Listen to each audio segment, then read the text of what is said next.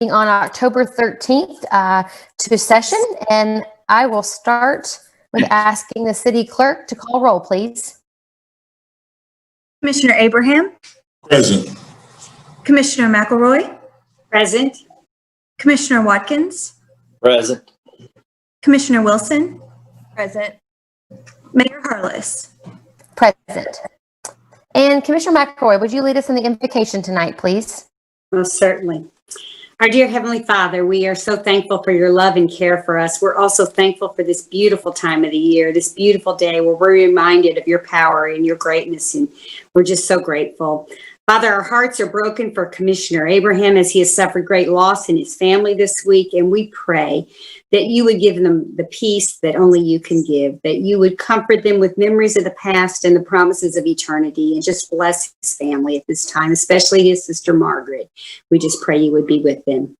And then, Father, as we turn to make decisions for our city, we pray for your wisdom, for your discernment, for your compassion, for your humility, and just help us to know the best way to go. You promise that you will show that to us, and we pray that you would do that. In Jesus' name we pray. Amen. Amen. Amen. Thank you. Commissioner Abraham, would you like to lead us in the pledge tonight? Yes, Madam.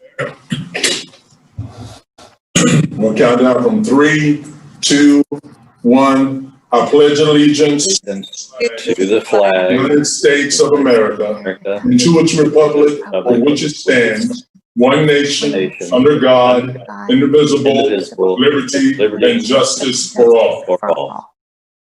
Thank you. Sure. This commission will not be starting a chorus anytime soon. But we give it our best shot every time. I appreciate that from everyone. All right. City Manager, are there any deletions or additions to the agenda tonight? No, Madam Mayor. No deletions or additions. Okay, thank you. And we're going to move on to some presentations we have tonight. Thank you all for joining us virtually. We have DJ Story with Peel and Holland to talk about our employee benefits renewal. Good evening. Thanks for having me here today. Happy to present the benefits plans and offerings for employees for 2021. I will be sharing my screen. And if you could just confirm that y'all can see. Yes. My screen. Yes. Yes. So it's going to be all good news. I think a lot of positive things happening. Very glad to be able to continue to serve and work with the city manager and the HR and finance teams. We meet on a monthly basis to make sure that we're keeping our eyes on what's going on with the city's health plan and the other benefit offerings. And this year has been good for that, and we look forward to another good year moving forward. So. The agenda for tonight is to look at historical plan costs, kind of see where we have been and where we are, looking at contractual projections for the remainder of 2020 calendar year, looking ahead to 2021 and what that means for both our fiscal budget and our escrow accounts for healthcare renewals, looking at our historical allocations, how much employees are having to fund for their health insurance, and then looking at our allocation recommendation for the upcoming year, along with some additional recommendations to hopefully enhance the benefit offerings and streamline administrative offerings when it comes to the city's benefit plans. Feel free and ask any questions as we go through this, and I'll be happy to answer anything that you need. So starting with historical calendar year plan costs, there's a lot of numbers on this page. What I would say is to look at kind of like take the 30,000 foot view, and you can see the consistency that we've had in our costs over the course of the last several years. When we look at that, you have peaks and valleys, but overall that trend line has remained fairly static in comparison. This year, the 2020 projected on the far right-hand side is less than what we've had in 2018 and 2019. I think that is a little bit of a false sense of security because a lot of claims are down across the country due to COVID concerns. People are getting less elective procedures. They're not going to the doctors as much. The benefit to the city is that with having less claims, we have spent less out. We're a self-funded plan.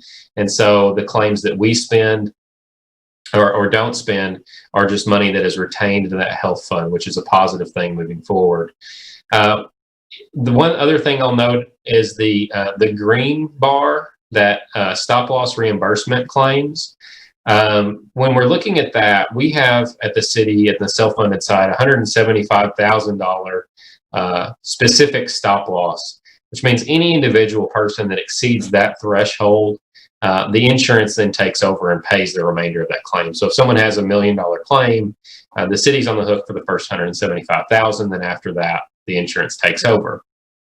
So, we haven't had those in 17, 18, and 19, or very few in 19, which you think, well, we haven't gotten a reimbursement. That's kind of a bad thing. But in all actuality, we strive to get to that neutral point, because whenever the insurance carrier is paying out, then that typically means on the next year they're looking for more premium to come back in, right? So this year we did have a little bit of stop loss projected out for the remainder of the year, but overall that has been consistently low, except for the exception really being 2015 is a high year on reimbursements. But that is a positive thing. And then the light blue and the other blue color there, those are the amount of premiums that are coming into the plan. Again, very consistent over the course of many years of the amount of dollars coming in from both the JSA participating in the city's health plan and the City of Paducah employee premiums that are coming in as well. Any questions on this information?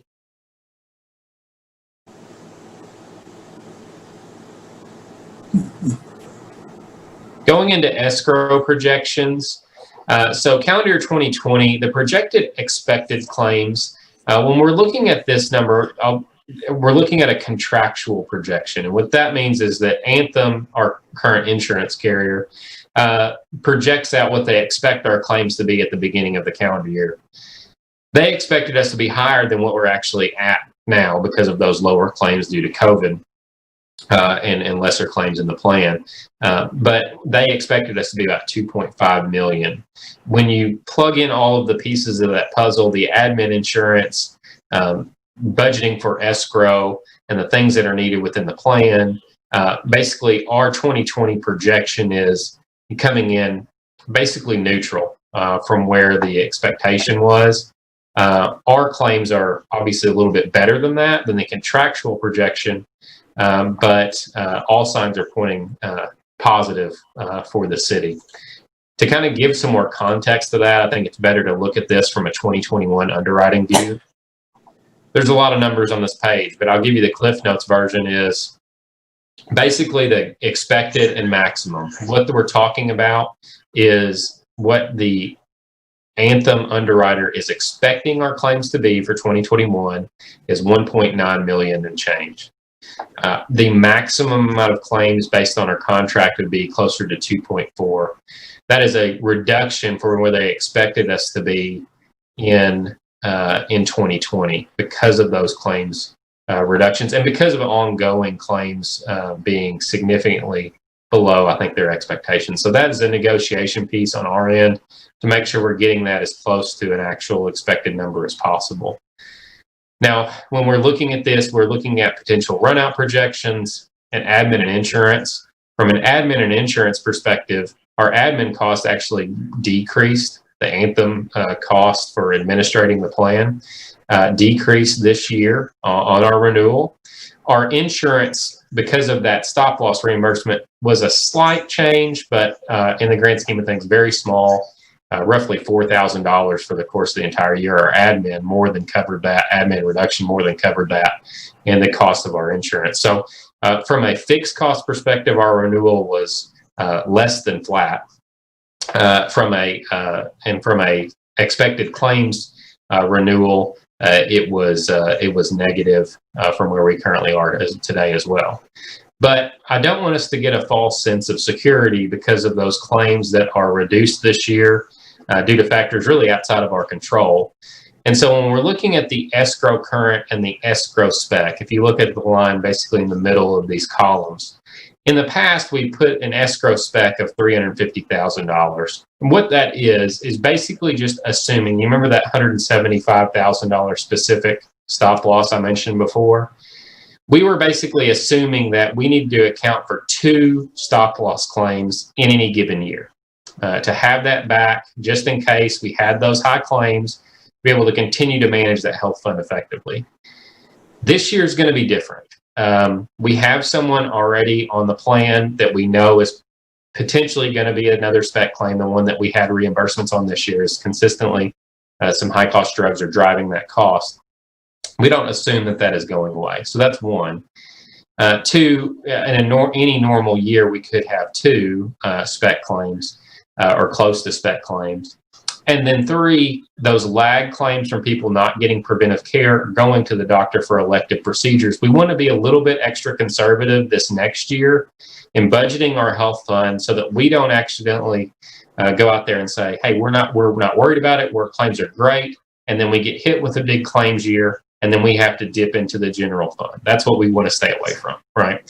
And the consistency that we've had for a very long time with the city has been with managing that health fund in a way that whenever we have those peaks, we can't control all the times that claims come in, but when they do come in, that we can smooth that back out with having immediately go back to employees and say, we're gonna have to negatively affect your plans. So we're trying to just be a little extra conservative from where we are today.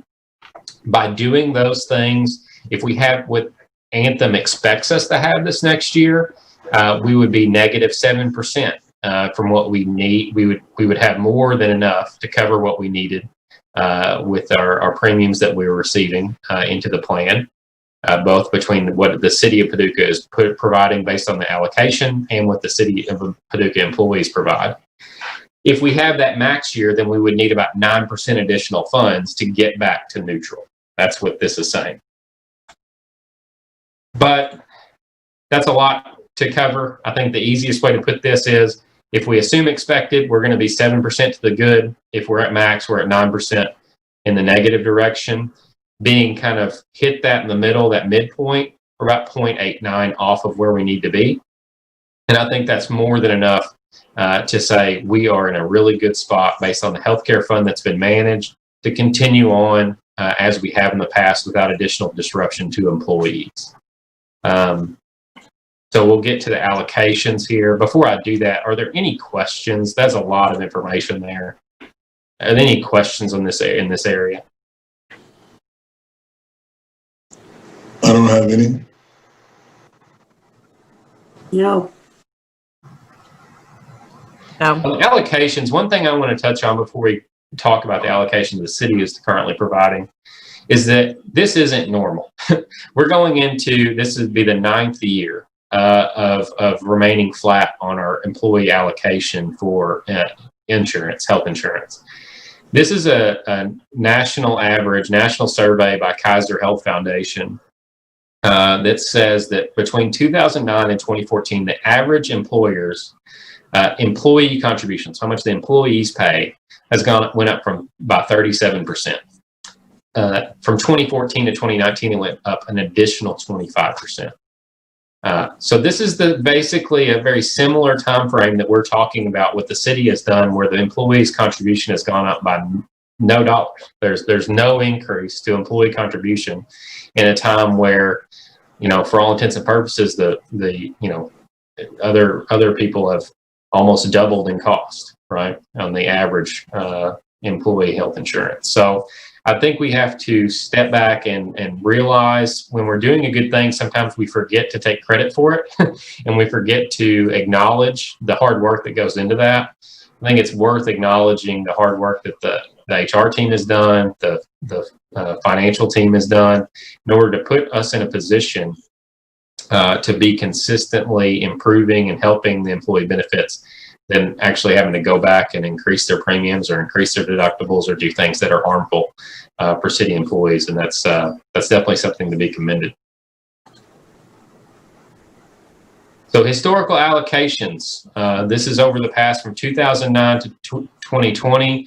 Very little change in allocations in the past 8 years. It's been the same amount of city allocation and the same amount of insurance premium for the investor plan. Our recommendation for 2021 is that we continue on that same path, the same allocation from the city, and no changes to premium or available wellness credits for 2021. Well, Any questions on the health insurance? that's pretty awesome. Mm-hmm. Nice straight year. It doesn't happen. It happens here. It happens here, and this is a case study for me and for our team. It's what the city has been able to do has been very remarkable. I think there's multiple factors to this. We've talked about it in the past, but I think it's the focus on wellness. It's a financial focus on wellness, a focus on the things that we can control with chronic disease. If there is a way to help people that are dealing with chronic conditions, let's try to get them the care that they need. And also there's a practical piece of this that is financial. It's setting aside money in the good years for the bad years that are inevitable is one of the biggest things that the city has done well for a very long time, because we just can't predict the bad claims years. And too often in the healthcare industry, we're not taking credit for the years that are good and then holding it back for the years that will be bad, because unfortunately it will always happen. So it is. I would agree, Commissioner Abraham. It is pretty incredible. So I have a question for you. Yeah. Oh, sorry. Just on the escrow piece. So you're basically saying that even though you're suggesting we need to raise the escrow for the stop loss claims, that because we have been putting back funds over the years, that we are plenty covered. So from a budgeting perspective, there's no change to the budget. Yeah, that's exactly right. It's basically saying, hey, we need to budget more for escrow for this next year because we had a better than expected year this year. We're going to be able to get there. I would just recommend we don't change it, right? Like, let's just roll this forward. We're going to be able to manage through. Let's obviously monitor, and we meet obviously with the HR and finance team on a monthly basis, but let's monitor this every month and know, okay, where are we at? Is this sustainable? Or is next year going to be as much of a claims year as what the insurance industry is expecting? We don't know. We don't know until we get there. But they're saying that basically 20%, almost 20% of claims didn't come in 2020 that will be lagged into 2021. So it's possible that we could have 120% in theory of claims of what a normal claims year would be. So let's just be a little bit more cautious. But the fact that our claims year this year was good means that we can do that without affecting the escrow amount. Got it. So moving on, the Delta Dental is our dental carrier. There's no changes to that and no rate increase. So really nothing to discuss there. It's been a good program for us, and that is staying the same. Anthem Vision, there was an increase to Anthem Vision. We did negotiate this down, but the utilization did require an increase. I think in 2019, there was almost 100% utilization of claims versus premiums. But we did get that guaranteed for 2 years. So you can see here, this is no cost to the city, but the employees would see a minor adjustment. The employee-only monthly cost would go from $615 to $658. And that would be the rate for both 2021 and 2022. But again, it is a minor adjustment. HRA FSA. So currently we use a carrier called FEBCO for these services. We're recommending a change to a company called Flores. A couple of reasons for that change. We use a benefit administration system called PlanSource. Flores actually integrates in with this system, so it creates a more streamlined process for the HR team and creates less opportunity for errors. So there's a benefit there. The other benefit is that we got some more dedicated support on the service end, and there was actually a lower administrative cost. So it was more integration, better service, and lower costs, which to me is a win-win-win. We'll take that every time. So there's a benefit there to do that. Flores also administers COBRA services. Currently, US Admin is the company that we use for that. In the contract that the City of Paducah has with Peel and Holland, we agree to cover the cost of COBRA services, and we do that with a large agreement that we have with US Admin. But based on the benefits that Flores brings to the table for the city, even though there is an increased cost to that, Peel and Holland, we agree to take on that additional administrative cost so that it's a better product for the city. So I don't see any issues with those transitions there either.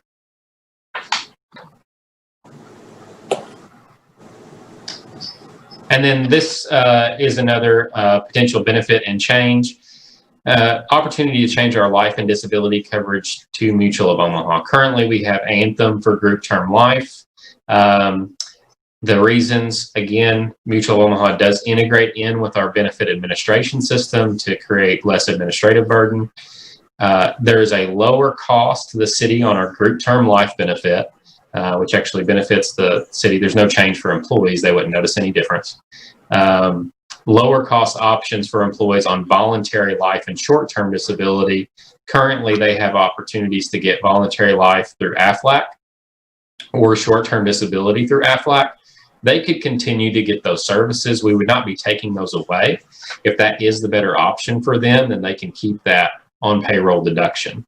But when we evaluated the rates for the voluntary life products and the short-term disability products with Mutual of Omaha, someone could get short-term disability, for instance, at nearly half the cost of what they're spending on AFLAC. So that's not going to be the case for everyone, but it does give someone the option and could significantly reduce their price on that. In addition, Mutual of Omaha offers a voluntary long-term disability. Again, no cost to the city. It would just be an optional thing for employees. We considered this, and Stephanie, or HR, Stephanie Swazo in HR, she was like, hey, let's look at this voluntary long-term disability option. It's not been something that a lot of public entities have done previously because of interest in the state retirement plan and the disability offerings that are offered there. But honestly, when we're thinking about this for new city employees, there's not a lot of protection for any kind of long-term disability. So we looked at it. It's a very inexpensive option for employees to potentially protect themselves from, an income disruption where they can't work for over 6 months and they can't take out any kind of state retirement. We looked at this, and it's kind of a, again, it's a voluntary option. It's a no-brainer for someone if they want to protect themselves. They could, if they were disabled for over 6 months, they could get benefits for up to 5 years at a very low premium rate. And then in addition, the last piece is that Mutual Omaha offers an employee assistance program. Currently, the city offers one through a company called Life Services, where they can get assistance for stress management, family counseling, financial, legal assistance. That service we pay for or the city pays for on an individual basis with the Life Services company. Mutual Omaha offers that at no cost when we're offering these other benefits, and they did match the fact that someone can get 6 counseling sessions per issue per year with the Mutual Omaha employee assistance benefit.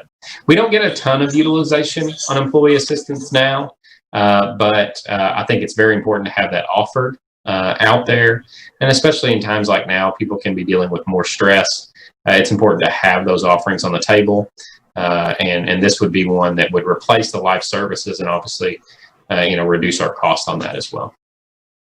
DJ, do you know if they happen to reimburse at a higher rate than Life Services? That's some of the feedback I've received from local counselors, that they don't participate in these kinds of programs because they can make way more money with their private clients. And so I think sometimes that might hinder our employees from wanting to utilize it because their specific counselor or therapist isn't utilizing the program. Sure. That's a great point. I don't know if their reimbursement is at a higher rate overall.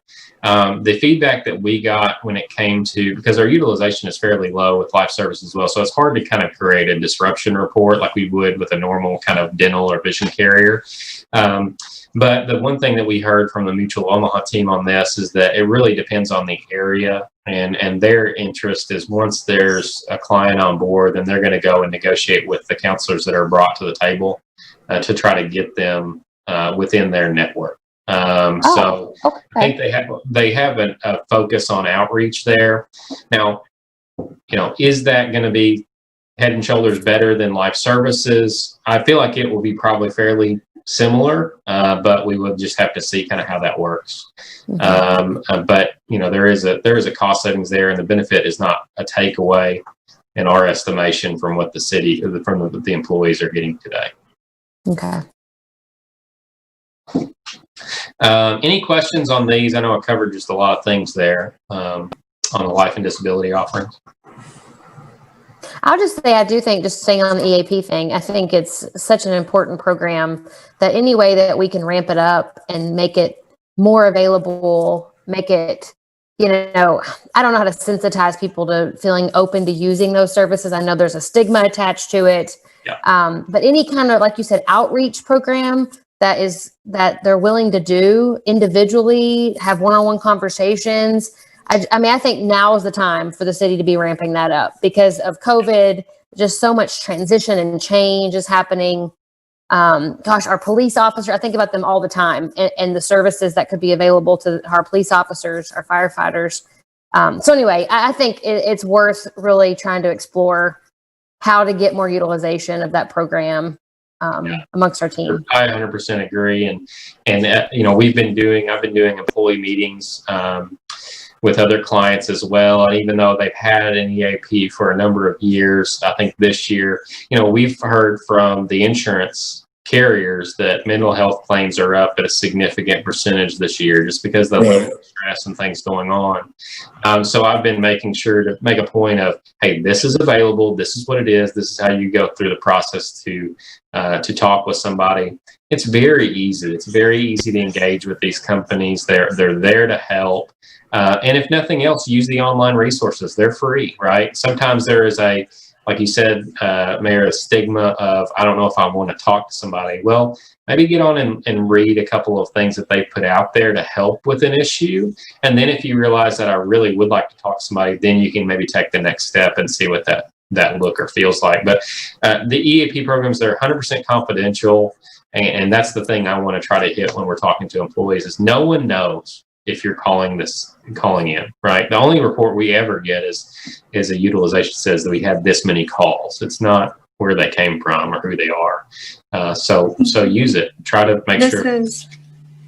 This is Stephanie. Just to add to how Mutual is more of a national network as well, and with telehealth services kind of on the rise, they would have a larger network for people to tap into counseling sessions, just like what we're doing right now. So it would open up the network for more options. It's just that's really good. The person may not be here locally. I think that's even better because sometimes I think the stigma comes from you might know the person that you get assigned to, or you might know the counselor, or you don't know how, it's a small town. So that sounds awesome. I think that might help a lot actually if people know they're not talking to their neighbor when they call in to schedule a service. 100%. Any other questions on the disability or the life or the EAP?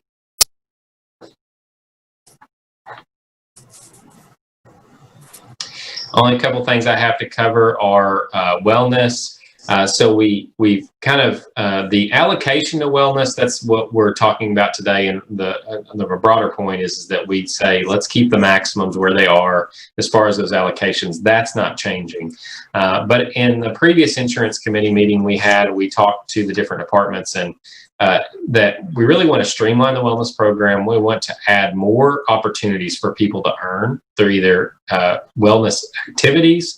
A sliding scale of biometrics makes it easier to attain the full dollar amount based on their blood work and the metrics, but also focus on the areas that are of concern to that individual. So you might have 6 out of 7 positive biometric levels, but are you focused on the 7th? Well, in the previous way that we had the program running, well, you're already at the highest level, so who cares, right?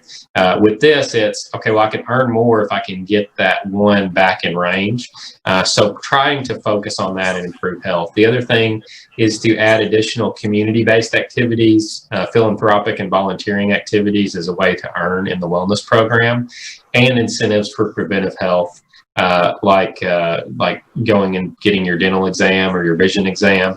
Those are going to count within the wellness program. So the idea is broadening the opportunity for more people to be engaged in the wellness program and earn in the wellness program, even though that maximum won't be changing, or we're not recommending changing, maybe opening the door a little bit wider for more people to come through.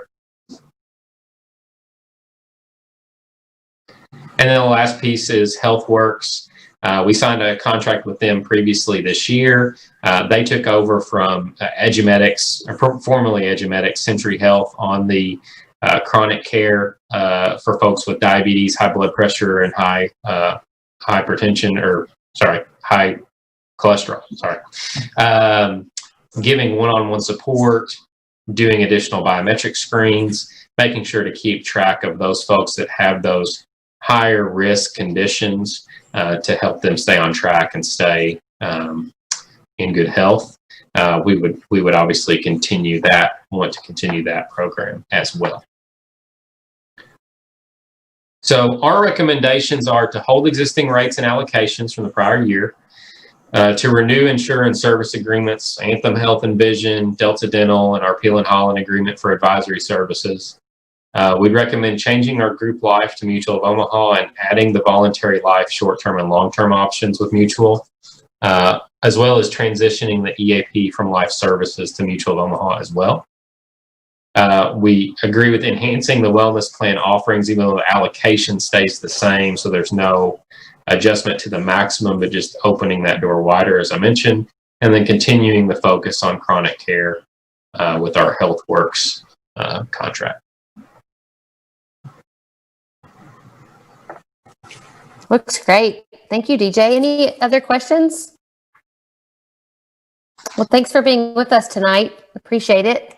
Thank you. My pleasure. Thanks for all your hard work. Absolutely. All right. We have another presentation tonight. I'm trying to get to my agenda. There we go. Oh, Mr. Murphy, about our build grant and the concepts that you've been working on. I'll turn it over to you.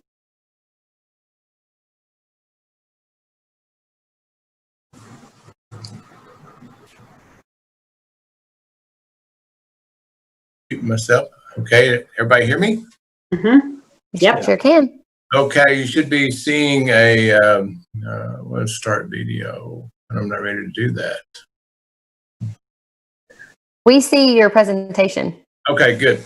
The Paducah Riverfront Build Grant, we recently had a ribbon cutting on the Phase 5, and we unveiled some concepts down there that got several of you all excited. And so what I want to share with you tonight is, and the public, is some of those concepts. And so just as a reminder, this is a footprint of the Build Grant in its entirety. And what I want to share with everybody is what's going on right here as far as the excursion boat landing. This was the concept that was initially thought out, but with O&M, we thought, well, maybe we'd go with something that's a little less operation maintenance cost. A lot of these things are in place already. For example, this represents our Phase 5 on our Greenway Trail system. A lot of this is already in place for that. So with what we want to talk about is more specific to the excursion boat landing. This is a view of what our riverfront looks like today. It's not the most attractive in the world, but these landings, or these abutments that were here, were originally thought to be something that could be used for excursion boat landing, where there would be a barge out here gangways going out to that barge so the boat can land. So we have our challenges with the river that comes up and down as much as 35 feet. This right here is the Ohio River Gate unit with what's going on. But with these go underwater when the river's up to about 40 feet. And we have river boats that land when we have rivers higher than 40 feet, and these would not be accessible at that time. So we look for a makeover that would look something like this, okay, where no matter what the river's doing, the boat can land at a position. If the river's high, for example, if the water's up here, the boat would be further up toward town. If the river's low, it would be away from town, and would give us opportunities to provide walking space and places for folks to enjoy the river. Now, there's a lot, I call these concept drawings. It's just to say that this is a possibility. This would be a vertical wall that would accommodate the water to come up and down, and as the water's up, allow the boat to come abreast right here at the time the water's up. And again, if the water's down, they would be further away from this area. This is the stage where we have barbecue on the river where the band is, so everybody can become oriented. Kind of give you an aerial view. Now, this is not what we have planned in the future. It was just to fill the blank there for this concept, but it kind of gives you some idea of how this all blends in with our Phase 5 and further development of our riverfront. Just a more intimate view, more personal view there. What it may look like at night, if boats were going by at night, what the riverfront would look like. Again, what an evening view may appear. Okay, now, we've gotten a lot of questions about these. What are these big boxes? What do they do? And in the past, they were just foundation for a conveying system that actually went over it to convey sand and materials into previously federal materials so they can make concrete. They would haul sand from barges, convey across, and come across the flood wall. So, we've left these things in place because there's opportunity here. We could have probably removed them for $5,000 to $10,000, but if we wanted them back, it would probably cost us about $100,000 to build them back. So we left them here for opportunities. And some of the things I can show you is this could be something that those boxes get built into to, invite people. This is Paducah. Many concepts from different angles. Again, this is your back is to town, or your back is to Broadway at this particular location. And then that's what it may look like. And then there's other variations of this. These have canopies that go across. So you can kind of see some of those things that are available. But that's just to give you some idea of what our, engineering and permitting team are working for. They're using these concepts to gain our ability to move forward. But first, we need to make sure all of our regulatory issues are resolved with the build grant requirements because of all of the environmental, requirements that we have to meet. So are there any questions? I think it looks great.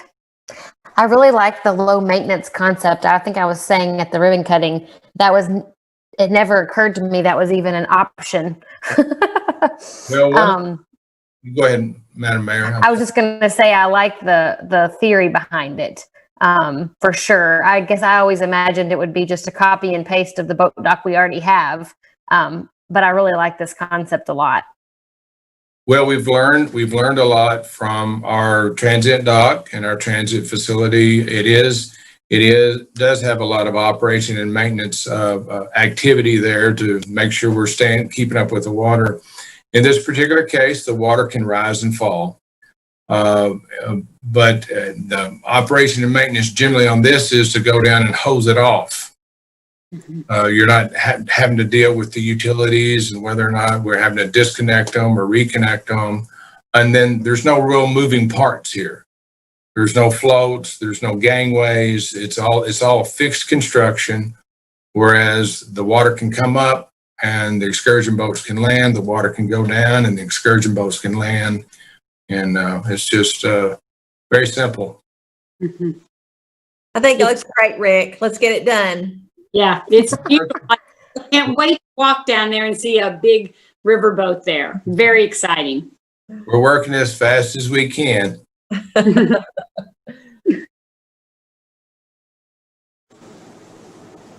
We do still have the rest of it to go though, right? Like there's still. Yes, ma'am. Okay. Okay.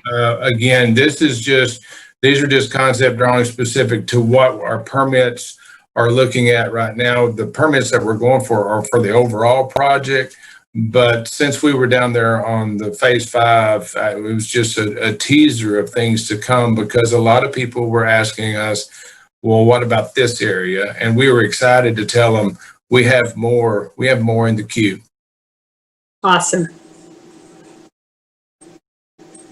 Are you thinking about recreation users as well? I know with the Tennessee Riverline project, we have an opportunity to see more kayaking occur. You know, we did that. Judge Clymer and I got in the kayak together and kayaked from actually this area down to the boat ramp. Is that part of the conversation as you're thinking about this concept, kind of where you might see a recreation boat launch? I mean, specifically like kayaks and canoes and things like that. Actually, I've seen a lot of kayak launches that are very, very simple. For example, we have the parking facility that, you know, folks can come down and park. And actually, I've seen kayak ramps that are built down the center of stairs. Yeah, I've seen those in Chattanooga. Yeah, exactly. And I mean, that would be very simple to install. You know, strategically, where do you want to put it? Because you need to put it near where the folks are going to park their cars. So yeah, very inexpensive and strategically placed. Yeah, very possible. Great. Any other questions? No? All right. Well, thank you all so much for your work on this. And I'm with Commissioner Wilson. Let's get it done. Well, as fast as we can, and most of this I know. related. So yes. 2 years from now, we'll finally break the ground. Trying to be patient. Thank you. All right. Thank you so much. Okay, we're going to move on to, I'm pretty sure, let me pull my agenda back up. Bruce Wilcox from Greater Paducah Economic Development is here to give us an update.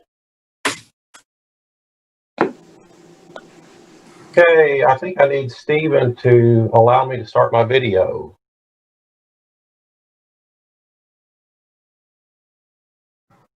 All right, good deal. Good evening, everyone. As I was preparing for this evening's presentation, I realized this will actually be my last time that I'm able to present to the Paducah city government and the current slate of elected officials. So before I begin this evening's presentation, I first want to thank each one of you for your support for GPED. I'm often asked, what's it like to work with elected officials? And as I reported out this morning at our investor council meeting, I firmly believe that GPED has a fantastic relationship with the city of Paducah. And while I've only been in this position for a year and just a few weeks beyond that, I've learned to greatly appreciate each one of you and your passion and your dedication, your zeal, your love for the community. So you are to be commended for your service to our community, and you can rest assured that we at GPED see your dedication and your love for our community, and we thank you. Your partnership with GPED and your investment has enabled us to win this year. You've enabled us to execute our strategy, and you've allowed us to continue to position ourselves for future success. So again, we very much thank you for that. The last time that I actually presented to you all was at the June 12th Commission meeting, I believe. So we've had a very productive year thus far, despite all of the obstacles and challenges that we've all faced. But I won't share everything that we've accomplished this year, but we'll rather try not to duplicate things that we've already talked about and just share things with you that have happened since June 12th. So since June 12th, some of the accomplishments that GPED has made is, number one, we coordinated and we negotiated the sale of the Genova building. And if you'll recall, after that bond issue was paid off, both the city and the county walked away with a substantial amount of equity. So we were honored to be a part of that transaction and be involved with that. And that was a great community win, of which GPED was privileged to be a part of. Since then, we've also obtained some new signage out at Industrial Park West off of Exit 3. A big special thank you to Paducah Power, Jackson Purchase Energy, Big Rivers Electric. Those utilities stepped up and helped us pay for the signage. And a big thank you also goes out to McCracken County Fiscal Court. They allowed us to use some of our TVA in lieu of tax monies or RDAP monies to make up the difference for the signage. So if you've not seen it, I would encourage you to go out and look. We have two different signs, one off of the Carroll Road exit entrance and one at the Olivet Church entrance. So it looks really, really nice, and we're excited about how it dresses the facility up. Also, one of the issues that we've noticed this past year as we are pitching deals, if you will, is out at the Triple Rail site, the land was owned by multiple owners. So when a potential company comes in or a site selector, one of the ways that we could help mitigate or reduce the risk is we could say, XYZ company, if you come in, even though the property's owned by multiple owners, we as GPED, we have brokerage agreements or option agreements, and it's a one-stop shop facility.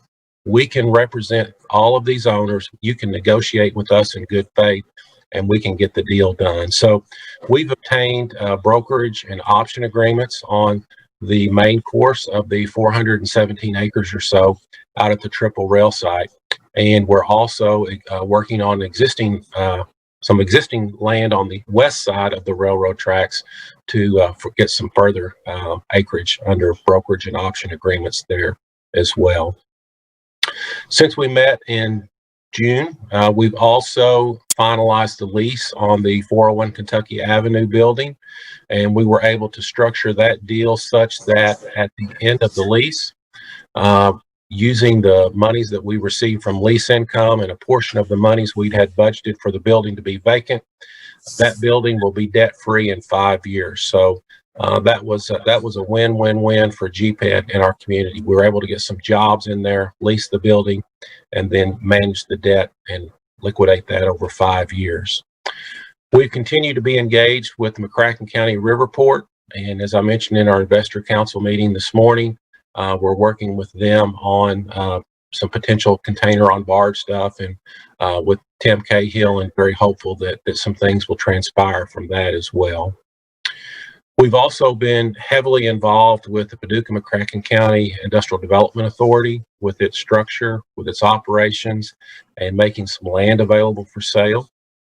We've been involved with Monica Belock and her team at Sprocket and Grow West, and we're excited about the opportunities that Sprocket has, and you can rest assured that we support them and their endeavors and what they're doing with that program.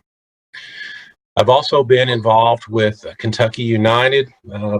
The initial plan was for me to go to several site selector tours this year. I'd signed up to go with the Kentucky Cabinet for Economic Development to Chicago, New York, Dallas, Greenville, Atlanta, and do different site selection tours, meet different site selectors. But with the travel restrictions that were imposed and meeting limitations, all of those trips were canceled.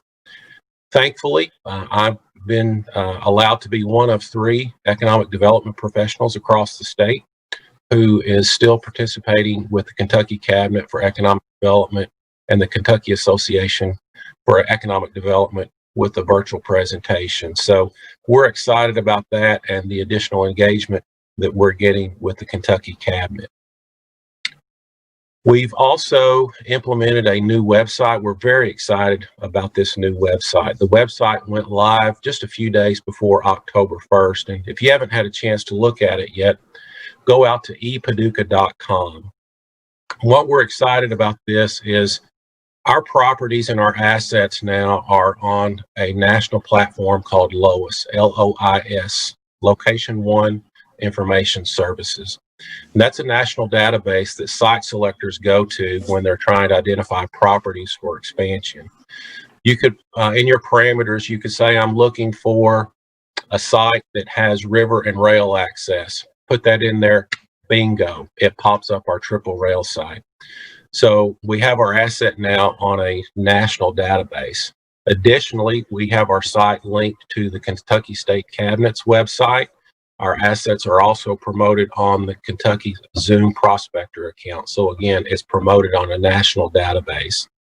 For smaller deals, we have a link to LoopNet, and LoopNet is the commercial properties that we have available local. So if you're a smaller entrepreneur looking for a smaller building or a smaller location, you can pull those up from our site, and it can take you to the buildings that are available there. So we're really excited about that and the link to the assets and the offerings that we have available.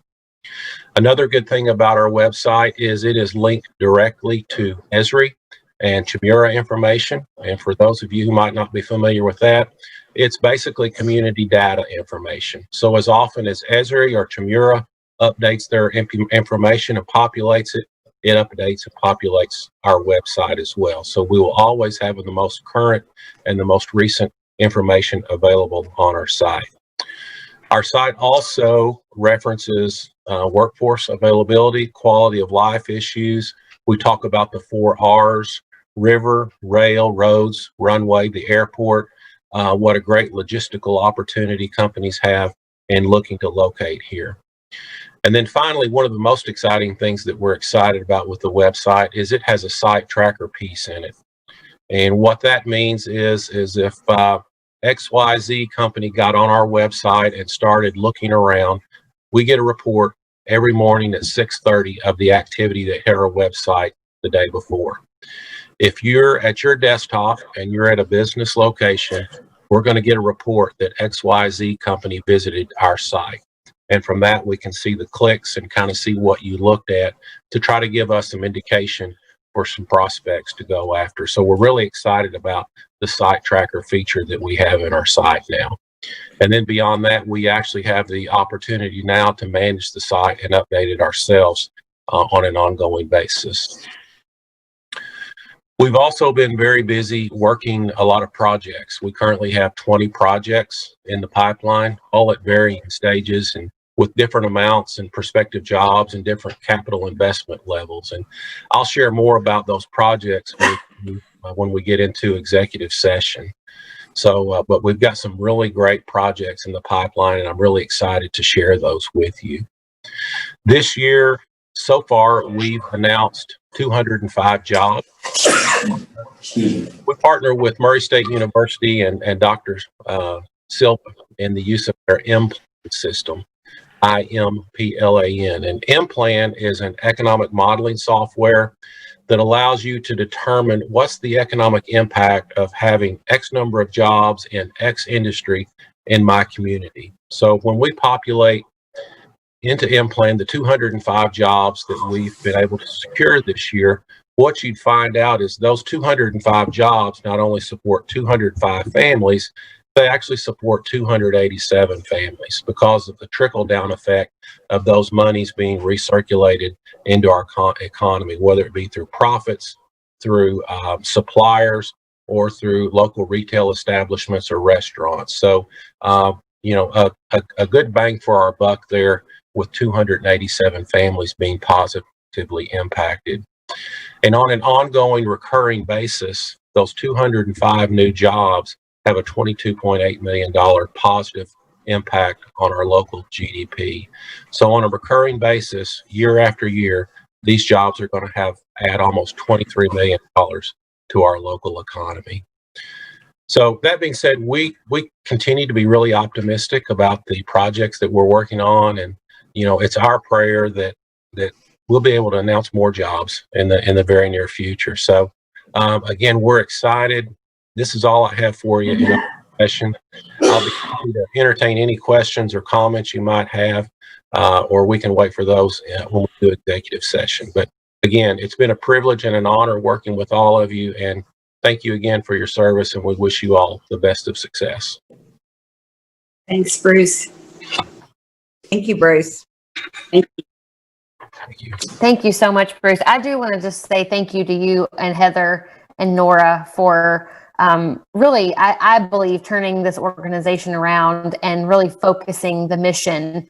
And it goes to show with 205 jobs that when you focus the mission, it's possible. And I think for so long in our community, we've all been wondering, everyone just says like, why can't we land? Why can't we get anything? What's wrong with us? And we all believe in our potential, that's for sure. So thank you for helping us to get to that potential. And I, for the website, for the marketing, from the really aggressive approach to direct recruitment, I know that that's going to make the biggest difference in the world moving forward. So thank you for believing in that. Thank you for understanding how to cut to the core. I think that's the way I would describe the last year is let's get to the basics and find the core and go straight forward. So thank you so much for your leadership. Fantastic. Thank you all. Okay, well, I know you're going to be put in a waiting room in a little while before the executive session, so I hope you can get a lot done over there in the waiting room. We're going to move forward with our consent agenda. And items on the consent agenda are considered to be routine by the Board of Commissioners and will be enacted by one motion and one vote.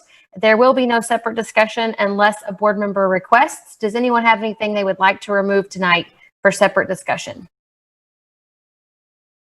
Okay, if not, I'm going to ask the city clerk to read the items recommended for approval. Approve minutes for the September 22nd, 2020 Paducah Board of Commissioners meeting. Receive and file documents, personnel actions, a municipal order amending the FY 2020 through 2021 position and pay schedule for the full-time employees of the City of Paducah, Kentucky.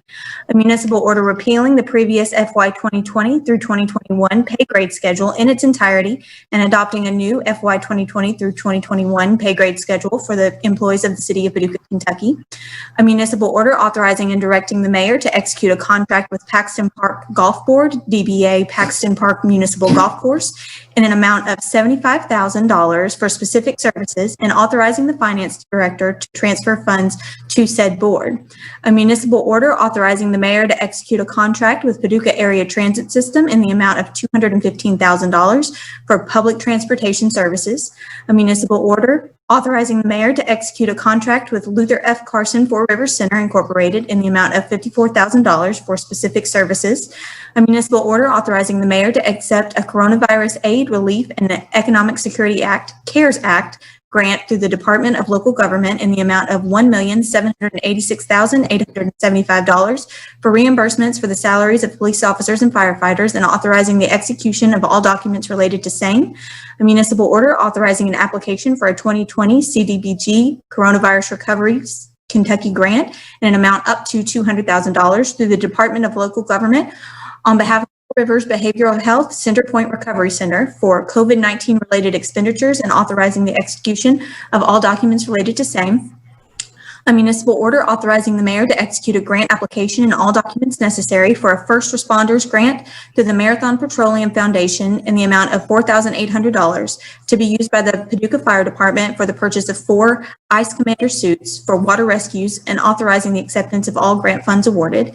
A municipal order authorizing the mayor to execute an application for a 2020 KLCIS liability grant in the amount of $3,000 through the Kentucky League of Cities for reimbursement for sidewalk and ADA accessible ramp at the Noble Park Tennis Courts, accepting any grant funds awarded by KLCIS and authorizing the mayor to execute all documents related to same. A municipal order approving and adopting the comprehensive health insurance benefit plan premiums, the vision insurance plan premiums, and the dental insurance plan premiums for calendar year 2021 for employees of the City of Paducah, and authorizing the mayor to execute all documents related to same.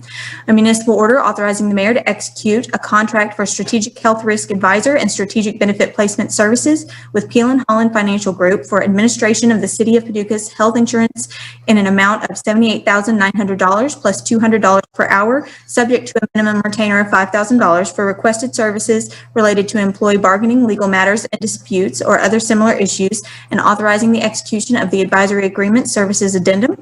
A municipal order accepting the rates for stop-loss insurance coverage and authorizing the agreement for administrative services with Anthem Blue Cross Blue Shield for the group health insurance plan for the City of Paducah, Kentucky for the 2021 calendar year, and authorizing the mayor to execute all documents related to same. A municipal order establishing policy for use of spending credits toward the purchase of certain benefits such as health, dental, or vision pursuant to the city's group health insurance plan for the 2021 plan year. A municipal order approving and adopting the group life insurance benefit proposal with Mutual of Omaha in a total annual group premium amount of $44,453.40 for employees of the City of Paducah, and authorizing the mayor to execute all documents relating to same. And a municipal order approving an agreement with the Melbourne New Hope Fire District for dispatch communication services, and authorizing the mayor to execute said agreement. To make a motion to accept the consent agenda as presented. Second. Thank you. Roll call, please. Commissioner Abraham? Aye. Commissioner McElroy? Aye. Commissioner Watkins? Aye. Commissioner Wilson? Aye. Mayor Harless? Aye. And I'll ask the city clerk if you will read item 2A for us, please. A proposed motion of the Board of Commissioners to adopt an ordinance entitled, an ordinance authorizing the City of Paducah to collect taxes for the Paducah Independent School District for the period from July 1st, 2020 through June 30th, 2021. This ordinance is summarized as follows. The Board of Education of the City of Paducah, Kentucky, pursuant to authority vested in it under its charter and under the laws of the Commonwealth of Kentucky, has adopted a resolution and budget levying an ad valorem tax on all real property in said city, subject to taxation for school purposes. Pursuant to said resolution, the Board of Education budgets and levies the following taxes for the period of July 1st, 2020 through June 30th, 2021. Tax of 86 4/10 cents on each $100 assessed valuation of all real property subject to taxation for school purposes in the City of Paducah, Kentucky, and an ad valorem tax of 86 4/10 cents on each $100 assessed valuation on all property subject to taxation for school purposes in the City of Paducah, Kentucky, for the support and maintenance of public schools of said city shall be collected by the city for the Board of Education.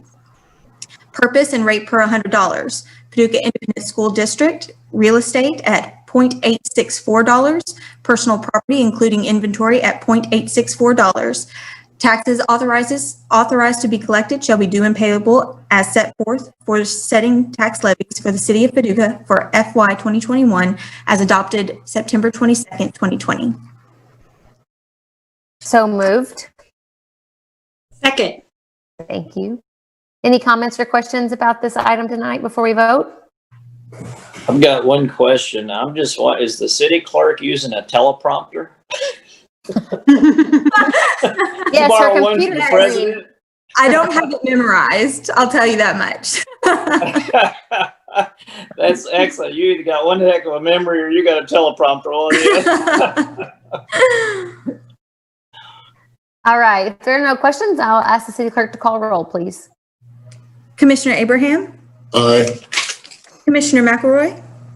Aye. Commissioner Watkins? Aye. Commissioner Wilson? Aye. Mayor Harless? Aye. Okay, city clerk, would you read item 3A for us, please?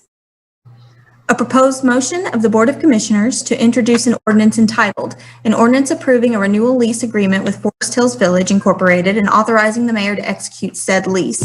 This ordinance is summarized as follows, that the City of Paducah hereby approves an agreement with Forest Hills Village Incorporated and authorizes the mayor to execute said lease agreement. The term of the renewal lease shall be for 10 years commencing January 1st, 2021 and ending December 31st, 2030. So moved. Second. Thank you. City Manager, would you like to give us an update on this item? Sure thing, Madam Mayor. As the clerk indicated, one of the major changes this time is changing it from 5 years to 10 years. So we're looking at a 10-year lease agreement instead of 5. We also modified the way the lease amount is calculated, just to make it a little bit simpler for the finance department. It does still include an adjustment every 2 years based upon CPI to the lease. And also what we put in there was a little bit of reporting system for the management personnel out there to the city. Now, if they receive a bona fide written complaint, they're required to notify the city and also help us to understand how they resolve that complaint. Also, there's a reporting requirement as far as the utilization of the properties out there, with basically their vacancy rates and their capacity for waiting lists, that type of thing on an annual basis. And then also, if there's any type of regulatory complaint that they're dealing with, they're required to notify the city as well. The Forest Hills Village Board approved the agreement already, and it's just waiting for us to consider for approval. That sounds great. Thank you it sounds like there was a good opportunity here to kind of renew the partnership and go back and think about all the things that may have been causes for concern, especially since I took office. I know there's been several issues. It sounds like you've covered those in this lease agreement. So thank you for digging in deep on that. I appreciate that. Any questions for the city manager? No, I was just going to echo the statements that you just made. It was an opportunity to go in and put some checks and balances in. So this is good. Great, good job. Okay, next up, I'm going to ask the city clerk if you will read item. Oh wait, sorry, I'm jumping ahead. Comments from the city manager. I'm so ready to get into executive session for some reason. I think I'm looking forward to the break that I'm thinking about between this meeting and executive session. City manager, do you have any comments for tonight? I have none. I'm just ready for executive session as well. Great. Any comments from the Board of Commissioners tonight? I would just like to thank the team for putting together the Halloween guidelines. I appreciate the positive approach. It's not what we can't, it's how we can do things safely. And I think that's awesome. I love the online pumpkin carving contest, the wonderful archway that will be down at the farmers market. I think it's this Saturday, isn't it? Where people can come and stage pictures in front of it with their family. I think it's just a wonderful, positive approach. We want to keep doing life. We've got to do it safely. And I think the city's provided some guidance for that. So I appreciate that. And it's really cute too. It's very attractive. So thank you, team, all those involved. Absolutely. Thank you for mentioning that. Any other comments tonight? No? Okay. And we did not have anyone sign up for public comment. So now I will ask the city clerk if she will read item 5 for us. Proposed motion of the Board of Commissioners to go into closed session for discussion of matters pertaining to the following topics: future sale or acquisition of a specific parcel of real estate as permitted by KRS 61.8101B, issues which might lead to the appointment, dismissal, or disciplining of an employee as permitted by KRS 61.8101F, and a specific proposal by a business entity where public discussion of the subject matter would jeopardize the location, retention, expansion, or upgrading of a business entity as permitted by KRS 61.8101G. So moved. Second. Thank you. Roll call, please. Commissioner Abraham? Aye. Commissioner McElroy? Aye. Commissioner Watkins? Aye. Commissioner Wilson? Aye. Mayor Harless? Aye. And as we transition into our executive session, I know we're going to be put in breakout rooms on Zoom. I'm going to ask that we maybe take a 5-minute break. So if anyone needs to use the restroom, go do so, get a drink of water. We'll come back into executive session at, let's call it 6:43. Can you handle that? I second that. We'll see. Yeah. Oh, great. You might want to mute your computer if you can as you're on a break. Just words of wisdom.